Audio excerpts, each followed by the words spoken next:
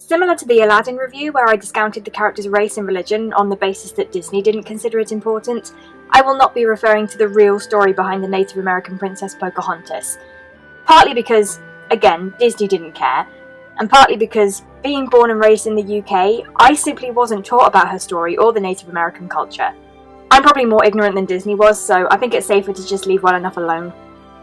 I said in the Little Mermaid review that the late 90s, though the Renaissance was technically still happening, was not a good time for Disney. Its output was shaky at best, whereas what had come before was consistently good.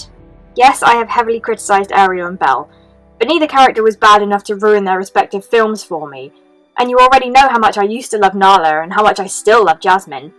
Up until 1995, Disney deserved all the praise it got. Then Pocahontas came along.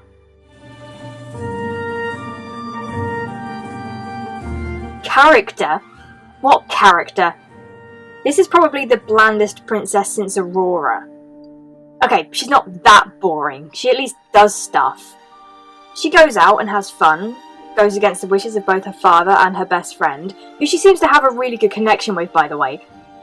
It just would have been nice to have a personality doing those things, rather than a shell of a human that carries around little more than an overdone moral.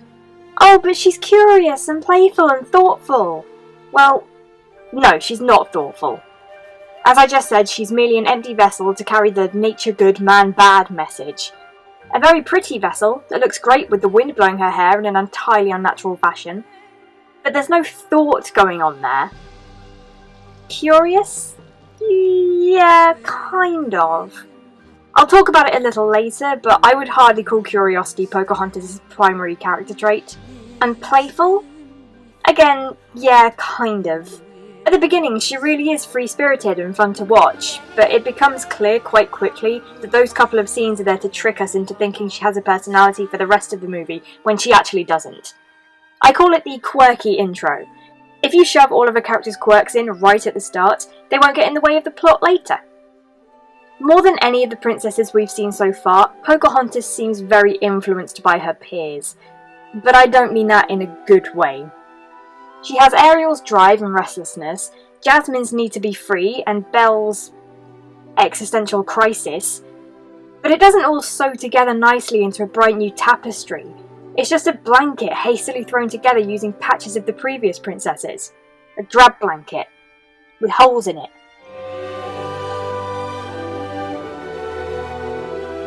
Like Pocahontas herself, it starts off okay.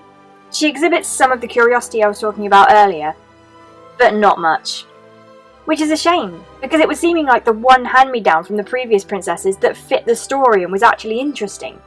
Two people meeting for the first time, learning about their respective cultures, how could that not work? How could they possibly mess that up?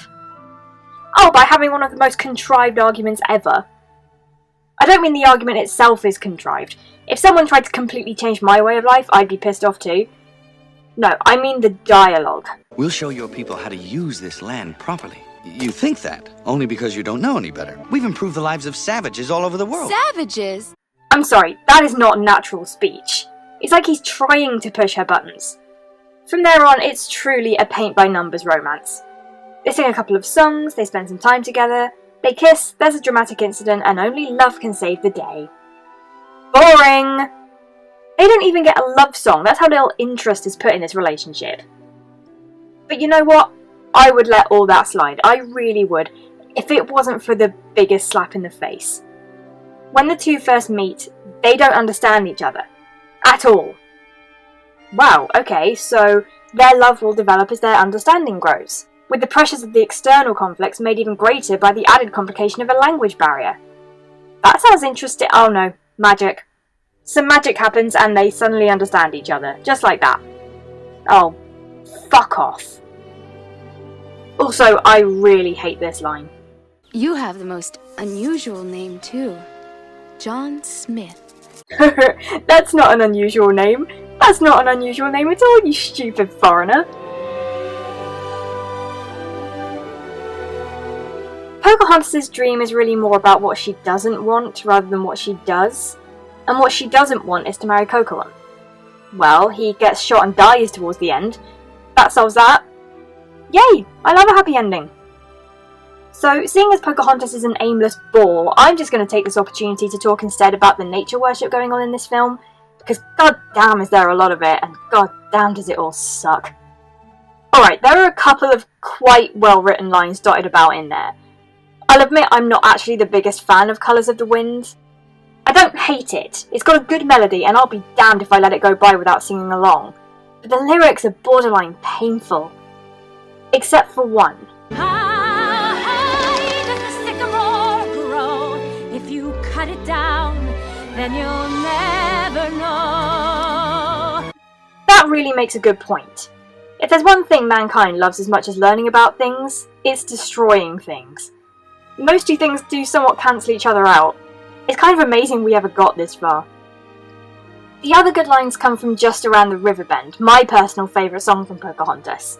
The metaphor can come off a little forced because it's talking about two different things, being a permanent steady stream, and also being unpredictable and exciting. Should I choose the smoothest course? Steady as the beating drum. The water's always changing, always flowing. But that's what I really like about it. If the rest of the movie had dealt with Pocahontas' inner turmoil this slickly, I would have really loved it.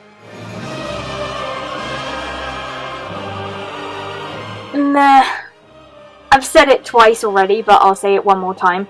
Pocahontas is a container in which the plot and moral can be carried, nothing more, nothing less. Yeah, she's not as stuck up as Belle or as whiny as Ariel, but at least their bad qualities made them interesting.